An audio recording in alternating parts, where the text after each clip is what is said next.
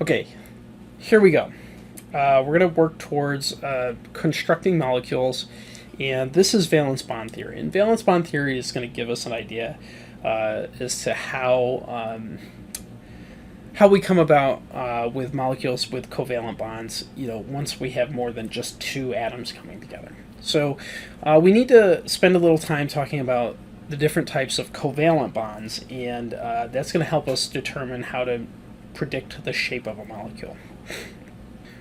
I'm going to throw a couple of different covalent bond types at you. They could be polar covalent, nonpolar covalent. That just depends on the atoms that make up those bonds and their electronegativity difference. I'm going to throw a couple of different types at you. The first one is a sigma bond.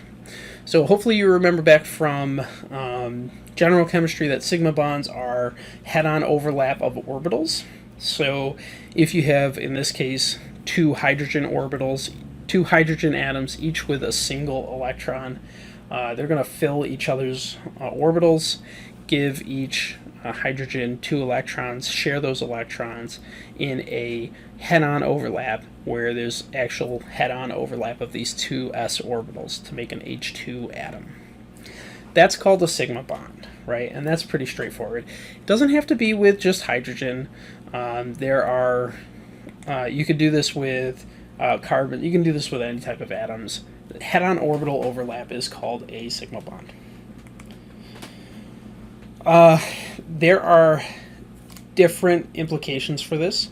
If you recall back to general chemistry, and also back to what we talked about previously in this chapter, orbitals have phases, right? They can have a positive phase and a negative phase, and that has to do with the wave phase, right? So remember, like the wave on the water, either the wave was above the average surface of the water or below the average surface of the water, wave, right? Same thing with orbitals, right? Orbitals have that positive phase or negative phase. And if you have positive phases overlapping, or they're not charges, right? They're phases. If you have two of the same phase overlapping, that's a constructive interaction, and that forms a bond. But if you have a positive and a negative phase come together, that's a destructive interaction. So the waves cancel each other out. And that's what we call an antibonding orbital. So a sigma bond is composed of a constructive interaction, and a sigma antibonding orbital, or sigma star, is composed of a destructive interaction. So if you have an out-of-phase interaction between the two s orbitals of hydrogen, right, that's going to result in a non-bonding interaction where those two orbitals don't actually overlap, and the electrons in those two orbitals aren't actually stabilizing the hydrogens by, filling their octets. All right, so this is indicated by a node, right? And the node is saying there's no electron density between those two atoms. And if there's no electron density between them, right, they're only being repelled. If they're not being held together by those electrons spending time in both atoms' octet, then they're just being pushed apart by the negative repulsive forces of electrons. So this is an antibonding orbital, and this is higher in energy than a 1s or a bonding orbital. This interaction is not favorable, right? And if we can avoid it, we're going to avoid it. When we draw a molecular orbital, we have to take both of these into account. So if you have two hydrogens coming together, there are two different ways that those orbitals can interact, right? They can interact in the bonding way, which is where there's constructive interference and you make a new bond, or the anti-bonding way where there's destructive interference and you don't make a new bond.